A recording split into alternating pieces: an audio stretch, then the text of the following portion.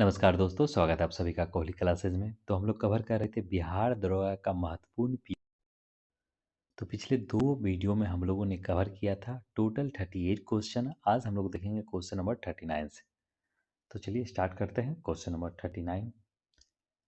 बंगाल का विभाजन हुआ था। तो बंगाल विभाजन कब हुआ था?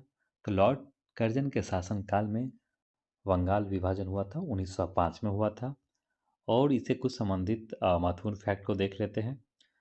तो बंगाल विभाजन की जो घोषणा है वो 20 जुलाई 1905 को कर्जन के द्वारा किया गया था।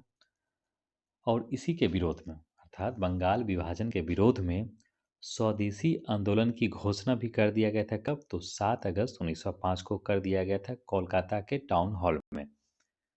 लेकिन बंगाल विभाजन प्रभावी रूप से लागू कब हुआ?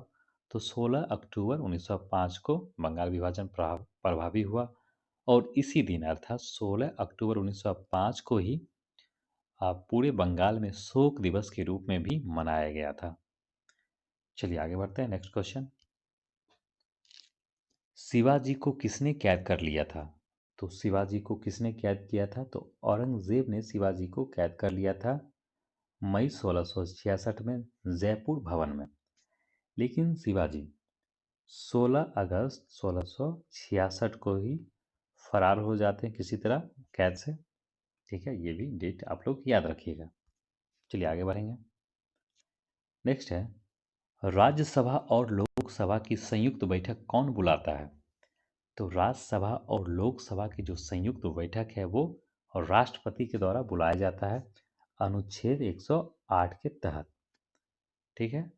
और टोटल 3 कंडीशन ऐसे होते हैं जिसमें राष्ट्रपति बुलाता है संयुक्त बैठक। लेकिन इस संयुक्त बैठक की जो अध्यक्षता है वो लोकसभा के अध्यक्ष के द्वारा ही किया जाता है। तो वो 3 कौन सा कंडीशन है जिसमें राष्ट्रपति संयुक्त बैठक बुलाता है, तो देख लेते हैं। तो देखिए, संयुक्त अधिवेशन राष्ट्रपति के द्वारा निम्न 3 परिस्थितियों में बुलाया जाता है। कब? जब विधेयक एक सदन में पारित होने के बाद जब दूसरे सदन में जाए तो क्या होगा? तो दूसरे सदन द्वारा विधेयक अस्वीकार कर दिया गया हो। किसी सदन में अस्वीकार कर दिया जाता है तो फिर उस समय आपका संयुक्त अधिवेशन बुलाया जाता है राष्ट्रपति के द्वारा। और दूसरा कंडीशन है, विधेयक पर मतलब बिल पर किए जाने वाले संशोधन में दोनों सदन अंतिम रूप से असहमत हो। अगर अंतिम रूप से भी अगर दोनों असहमत हो जाता है लास्ट में भी, तो फिर से एक बार राष्ट्रपति चाहता कि संयुक्त रूप से बैठे और इस पर फिर से चर्चा करके कुछ समाधान निकाला जाए। और तीसरा कंडीशन, अगर विधेयक 6 माह से अधिक हो गया, और कोई विधेयक है जो 6 महीना से अधिक हो गया, उस पर बात करना जरूरी होता तो भी राष्ट्रपति संयुक्त बैठक बुलाता है। ठीक है, अनुच्छेद याद रखिएगा, अनुच्छेद 108 के तहत। चलिए आगे बढ़ते हैं। क्वेश्चन नंबर 42 देखेंगे। एक व्यक्ति ग्राम पंचायत की सदस्यता के लिए चुनाव लड़ना चाहता है तो उसकी उम्र कितनी होनी चाहिए? तो कोई व्यक्ति है ग्राम पंचायत की सदस्यता के लिए चुनाव लड़ना चाहता है, तो ग्राम पंचायत के लिए जो ग्राम पंचायत की सदस्यता के लिए चुनाव लड़ने का जो एज है वो कितना है? तो 21 वर्ष या उससे ऊपर है। वहीं अगर आपसे पूछ दिया जाएगा लोकसभा या विधानसभा के लिए कितना होना चाहिए, तो लोकसभा और विधानसभा के लिए आपको कम से कम 25 वर्ष होना ही चाहिए। लेकिन राज्यसभा के सदस्य बनने के लिए 30 वर्ष आवश्यकता होती है। ठीक है, तो इसमें आपका आंसर हो जाएगा ऑप्शन नंबर सी।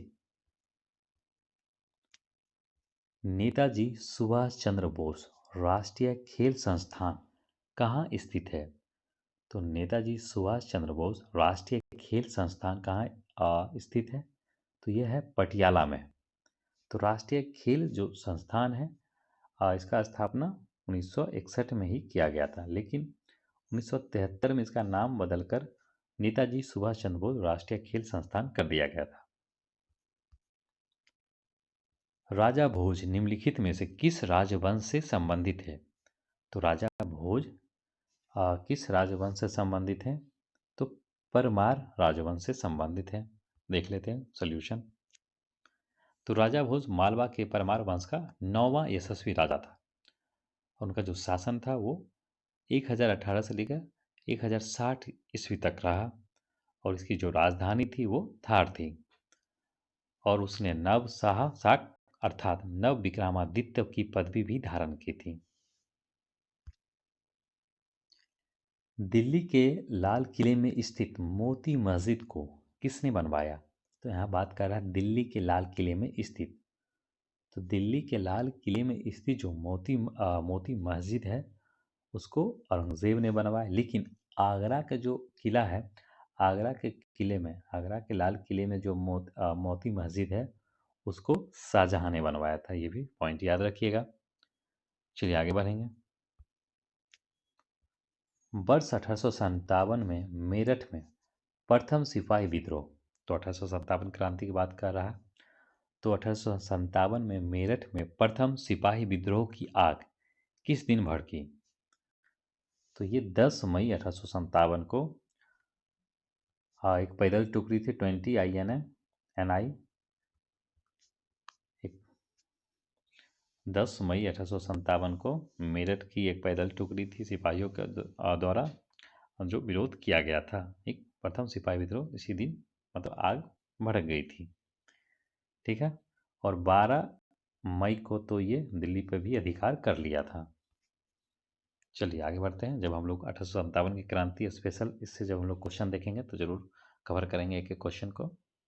तो याद रखिएगा 10 मई को शुरुआत होता है 1857 की क्रांति का। चलिए नेक्स्ट है क्वेश्चन नंबर 47 है। वर्ष 2010 में आयोजित होने वाला कॉमनवेल्थ खेल जो है मेजबानी करेगा। ये सब तो हो गया था कॉमनवेल्थ गेम, लेकिन देख लेते हैं। तो 2010 में कौन किया था? तो भारत किया था कॉमनवेल्थ गेम का मेजबानी, होस्ट किया था। आगे देख लेते हैं और कुछ संबंधित इससे। तो ये जो था 19वां कॉमनवेल्थ गेम था जो भारत जो कि नई दिल्ली में किया गया था कॉमनवेल्थ गेम। ये 19वां कॉमनवेल्थ गेम था, राष्ट्रमंडल खेल था। और जो 22वां था 2022 में कॉमनवेल्थ खेल का आयोजन वो बर्मिंघम इंग्लैंड में किया गया। और 2026 ईस्वी में जो 2026 में जो किया जाएगा, हाँ, 23वां राष्ट्रमंडल खेल वो ऑस्ट्रेलिया के विक्टोरिया में होगा। ठीक है, ये प्रस्तावित है, देखते हैं। चलिए आगे बढ़ेंगे। नेक्स्ट है क्वेश्चन नंबर 48। वर्ष 2008 में हो रहे ओलंपिक खेलों का आयोजन, क्योंकि देखिए 2008 की इसमें बात चल रहा है, क्योंकि हम लोग जो क्वेश्चन कर रहे हैं PYQ ये 2008 में जो पूछा गया था बिहार दरोगा का इसी से। तो देखिए 2008 में जो ओलंपिक खेल का ये कहाँ किया गया था आयोजन? ये चीन में किया गया था। तो वर्ष 2008 में 29वें ओलंपिक खेल था जो कि बीजिंग चीन में संपन्न हुआ था। लेकिन जो 32वां आपका जो था ओलंपिक उसे 2020 में होना था, लेकिन कोविड के कारण ये आगे बढ़ गया था। और ये कब हुआ था? 2021 में हुआ था। जुलाई अगस्त 2021 में आयोजित किया गया था कोविड की वजह से। और ये कहाँ किया गया था? 32वां 32वां जो ओलंपिक था ये हुआ था आपका टोक्यो जापान में हुआ था। और अभी रिसेंट 2024 में जो कंप्लीट हुआ था ये ओलंपिक पेरिस ओलंपिक था 2024 में जो हुआ था।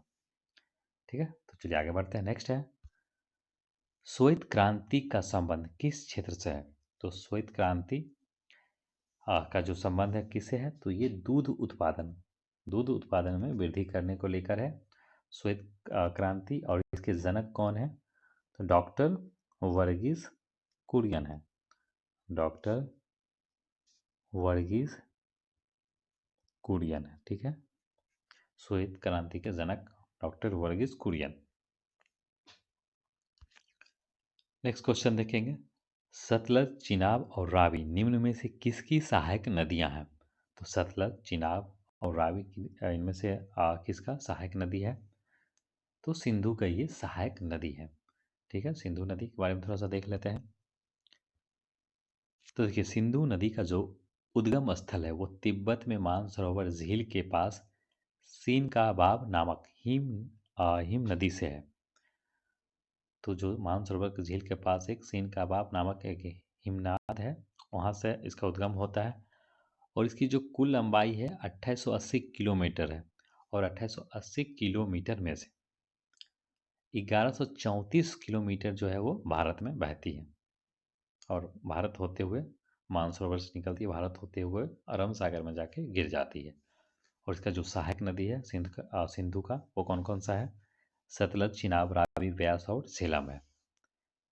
ठीक है, तो आज हम लोग इतने 50 तक ही देखते हैं। नेक्स्ट वीडियो में से आगे देखेंगे। ठीक है दोस्तों, अगर आप लोग को वीडियो अच्छी लगे तो ज़रूर आप लोग वीडियो को लाइक कीजिए, कमेंट कीजिए। चैनल पर नए हैं तो चैनल को सब्सक्राइब कर लें। मिलते हैं अगले वीडियो में। धन्यवाद।